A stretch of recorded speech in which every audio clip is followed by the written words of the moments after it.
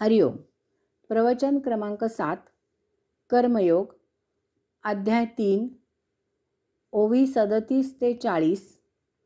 संपूर्ण भावार्थ दीपिका. योगदास श्री जयगणेश जोशी यांनी केलेले निरूपण. भावार्थ दीपिका. ओवी क्रमांक 37. एकू कर्मयोगू जाण, जेथ साधक जन निपुण, होऊन या निर्वाण पावती वेळे. दुसरा मार्ग कर्मयोग जाणावा. येथे साधक कौशल्याने तरबेज होतात आणि कर्म करतात, तेही परमात्म्याशी तद्रूप होतात. परंतु येथे मुक्तीसाठी, सायुज्य मुक्तीसाठी जास्त कालावधी लागतो. त्याला परमात्मा स्वरूप साध्य व्हावे, प्राप्त व्हावे अशी इच्छा असते. त्या दृष्टीने जो अथक प्राप्त होईपर्यंत प्रयत्न करतो त्याला साधक असे म्हणतात. यासाठी कर्मयोग करावा लागतो. त्यात निपुण म्हणजे तरबेज, कौशल्य असावे लागते. उदाहरणार्थ, कर्म करायचे परंतु त्यात लिप्त व्हायचे नाही. त्यात गोडी रुची निर्माण न होता कर्मयोग करायचा. कर्मयोगामध्ये जेवढे सहजच मिळेल त्यात पूर्ण समाधानी असायचे. यासाठी कसलीही आसक्ती ठेवायची नाही. तसेच मी कर्म करतो हा अहंकार निर्माण होऊ द्यायचा नाही. या योगे चित्तशुद्धी होते. चित्तशुद्धीमुळे वैराग्य अंगी बाणते. यामधून आत्मबोध होतो आणि मुक्ती, सायुज्य मुक्ती प्राप्त होते. ज्ञानयोगापेक्षा कर्मयोगामध्ये जास्त वेळ लागतो. ज्ञानयोगामध्ये ध्यान समाधी साध्य झाली की तेथल्या तेथे स्वस्वरूपावस्था प्राप्त होते. परंतु कर्मयोग आचरणात आणायला त्या मानाने सोपा आहे. ज्ञानयोग आचरणात आणायला फार कठीण आहे. यास्तव कर्मयोग आधी साध्य करावा आणि मग ज्ञानयोग प्राप्त करावा. कर्मयोगाकडे ज्ञानयोगाचे साधन म्हणून पाहावे. बुद्धिजीवी लोकांनी ज्ञानयोग साध्य करावा, ते त्यांना सुलभ जाते. श्रमजीवी लोकांनी कर्मयोग साध्य करावा, ते त्यांना सुलभ जाते. कर्मयोग साध्य झाला की यथाकाळी आत्मतत्वाची गोडी लागते आणि मग ज्ञानयोग प्राप्त होतो. ओवी क्रमांक 38. हे मार्गू तरी दोन्ही, परी एकवटती निदानी, जैसे सिद्ध साध्य भोजनी, तृप्ती एक. हे मार्ग जरी दोन असले तरीही ते शेवटी एकाच ठिकाणी येऊन मिळतात. ज्याप्रमाणे अगोदरच तयार झालेल्या जेवणाने आणि आयत्या वेळी तयार करायच्या जेवणामुळे शेवटी क्षुधा, तृष्णा, शांती हीच तृप्ती मिळते. कर्मयोग आणि ज्ञानयोग असे जरी माझ्याकडून दोन मार्ग सांगितलेले असले तरीही शेवटी त्यांचे समर्पण एकाच तत्वामध्ये होते. त्यापासून स्वस्वरूपावस्था हे एकच साध्य सिद्ध होते. दोन्हींचा मार्ग निराळा असला तरीही शेवटी त्यांच्यापासून स्वस्वरूपावस्था ही फलनिष्पत्ती एकच आहे. या दोन भिन्न मार्गांपासून परमात्मा प्राप्ती हेच एकमेव साध्य प्राप्त होते. ज्ञानयोग्याला गतपुण्याईने, पूर्व सुकृताने या जन्मी स्वस्वरूपावस्था लवकर प्राप्त होते. ज्याचे गतसंचित त्या प्रकारचे नसते त्याला स्वस्वरूपावस्था प्राप्त होण्यासाठी कर्मयोगाने जास्त मेहनत घ्यावी लागते. मी कॉमर्सचा विद्यार्थी आहे. आमच्या वर्गात काही जण 8वीपासून जमा खर्च शिकलेले होते. त्यांना अकाउंटन्सी आमच्यापेक्षा लवकर समजत असे. येथे माऊलींनी एक उदाहरण दिले आहे. सिद्ध साध्य भोजनी. सौ बाळी आणि सौ साळी एका कार्यक्रमाला गेल्या होत्या.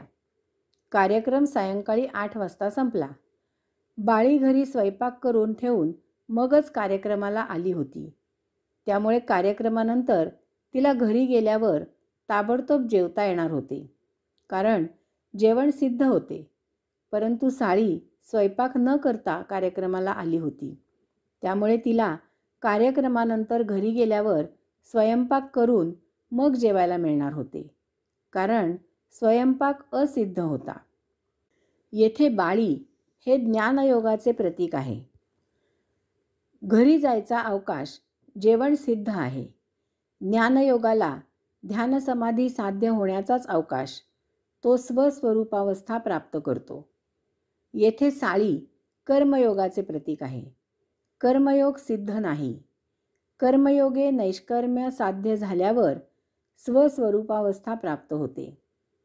परंतु येथे जेवण सिद्ध आणि जेवण असिद्ध यामुळे जरी कालावधीमध्ये फरक असला तरीही जेवण जेवल्यावर बाळी आणि साळी अशा दोघींचेही पोट भरणार आहे. त्या दोघींना जेवणामुळे मिळणारे समाधान, होणारी तृप्ती सारखीच एकाच तोलामोलाची आहे. याचा अर्थ असा आहे की कर्मयोगाने किंवा ज्ञानयोगाने अशी कशीही साधना उपासना केली तरी मुक्ती प्राप्त होते. फक्त कालावधीचा फरक होतो. यास्तव ज्ञानयोग्यांनी कर्मयोग्यांना कमी लेखू नये. बुद्धिजीवींनी श्रमजीवींना तुच्छ समजू नये. वर्तमानातील ज्ञानयोगी भूतकाळामधील कर्मयोगी असतात आणि वर्तमान काळामधील बुद्धिजीवी भूतकाळामधील श्रमजीवी असतात. ओवी क्रमांक 39. का पूर्वापार सरिता भिन्न दिसती पाहता, मग सिंधू मिळणी ऐक्यता पावती शेखी. ओवी क्रमांक 40. तैसी दोन्हीही मते सुचिती एका कारणाते, परी उपासती ते योग्यते अधीन असे. समुद्राला मिळण्याआधी सर्व नद्या निराळ्या असतात. त्या वेगवेगळ्या प्रदेशांमधून दिशांतून वाहत आलेल्या असतात. परंतु जेव्हा त्या समुद्राला मिळतात तेव्हा त्या समुद्रात एकच दिसतात, समुद्रात एकवटतात. समुद्राला वेगवेगळ्या प्रदेशामधील निरनिराळ्या नद्या वेगवेगळ्या दिशांमधून जरी मिळाल्या तरी त्या सर्व समुद्रात मिळाल्यावर समुद्रच होतात. नर्मदा नदी पश्चिमेला वाहून अरबी समुद्राला मिळते. गंगा नदी पूर्वेला वाहून बंगालच्या उपसागराला मिळते. परंतु तरीही सर्व नद्यांचा समुद्राला मिळणे, समुद्रात समर्पण करणे हा अंतिम हेतू एकच असतो. त्यांचे वाहणे हे त्यांच्या मार्गांमधील उंच सखल प्रदेशांवर, तेथे होणाऱ्या पर्जन्यवृष्टीवर वगैरे अन्य कारणांवर अवलंबून असते. परंतु तरीही समुद्राला मिळणे हाच सर्व नद्यांचा एकमेव हेतू असतो. याप्रमाणे कर्मयोग्याची साधना निराळी असते आणि ज्ञानयोग्याची उपासना वेगळी असते. परंतु असे जरी असले तरीही त्यांचा अंतिम हेतू आत्मप्राप्ती हाच एकमेव असतो. कर्मयोगी आयास प्रयास करून कष्ट घेऊन स्वस्वरूप प्राप्त करतो. परंतु ज्ञानयोगी एका जागी बसून त्या मानाने आयास प्रयास कष्ट कमी घेऊन स्वस्वरूप प्राप्त करतो. कर्मयोगी त्याच्या साधन सामग्रीच्या अधीन मर्यादेत असतो आणि ज्ञानयोगी त्याच्या साधना उपासना यांच्या अधीन मर्यादेत असतो. भावार्थ दीपिका अनेक मार्ग अनेक योग सांगते. तरीही आपली योग्यता पाहून मार्ग साधना उपासना निवडावी लागते. याचप्रमाणे सर्व मार्ग सर्व योग साध्य करायला धावायचे नसते. त्याने एक ना धड भाराभर चिंध्या अशी अवस्था होते. रोलिंग स्टोन्स गॅदर्स नो मास. आपली क्षमता ओळखूनच आपली साधना उपासना निवडावी लागते. कशावर तरी एकावर लक्ष केंद्रित करावे. लहानशी बॅटरी असते. तिचा उजेड फार तर 7-8 फुटांपर्यंत पसरतो. म्हणून तिला कमी लेखू नये. जसजसे आपण पुढे पुढे जाऊ लागतो तसतसे 7-8 फूट पुढे पुढे दिसू लागते. अशा प्रकारे हळूहळू आपण अंतिम मुक्कामावर पोहोचतो.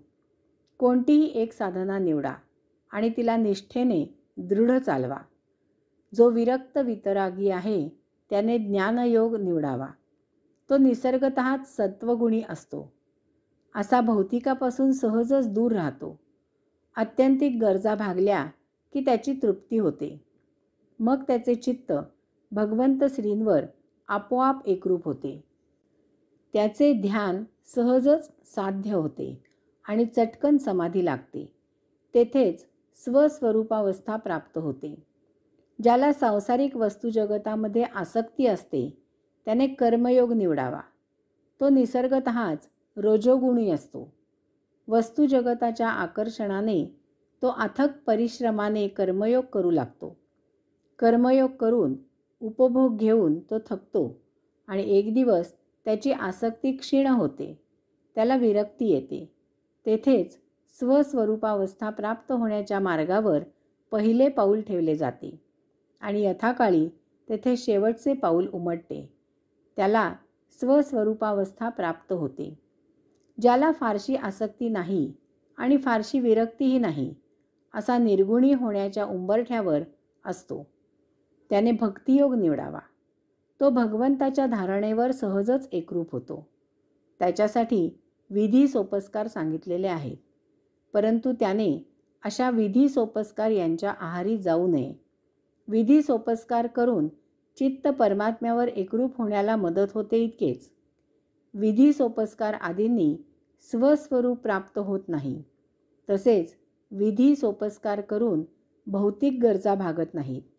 तसे सांगणाऱ्यांपासून त्वरित दूर राहावे. भौतिक गरजा कर्मयोग करूनच भागवाव्या लागतात. ज्यांना कसलाही विधिनिषेध नाही अशा तमोगुणींना त्यांच्या प्रारब्धावर सोडावे. ते सुधारायला त्यांच्या आयुष्यात काहीतरी अघटित, जीवाला चटका लावणारे घडावे लागते. तर त्यांना जबर धक्का बसून ते कदाचित ताळ्यावर येतात आणि असे जेव्हा होते तेव्हा ते रजोगुणी, सत्वगुणी, निर्गुणी यांना मागे टाकून स्वस्वरूप फार झपाट्याने प्राप्त करतात. हरिओम.